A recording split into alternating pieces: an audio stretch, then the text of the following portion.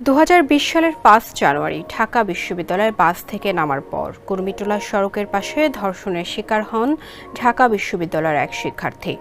পরের দিন ক্যান্টনমেন্ট থানায় মামলা করেন তার বাবা।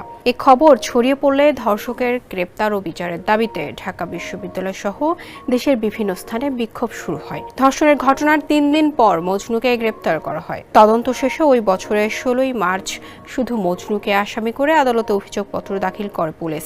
বিচারিক কার্যক্রম শেষে ওই বছরের 19 নভেম্বর ঢাকার 7ম নারী ও শিশু নির্যাতন দমন ট্রাইব্যুনালের বিচারক মোসাম্মদ কামরুন নাহার আলোচিত এই মামলায় মজনুকে যাবজ্জীবন কারাদণ্ড দেন।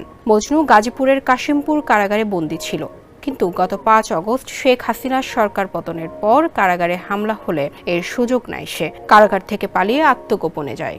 ঘটনায় গাজীপুর কাশিমপুর থানায় মজনুর নামে আরও একটি মামলা হয়েছে। তবে গোপন সংবাদের ভিত্তিতে শনিবার মধ্যরাতে কুড়াতলী বিটিআরসি বাস কাউন্টারের পেছনে রেল লাইনের পাশ থেকে তাকে গ্রেপ্তার করে খিলক্ষেত থানার একটি টিম।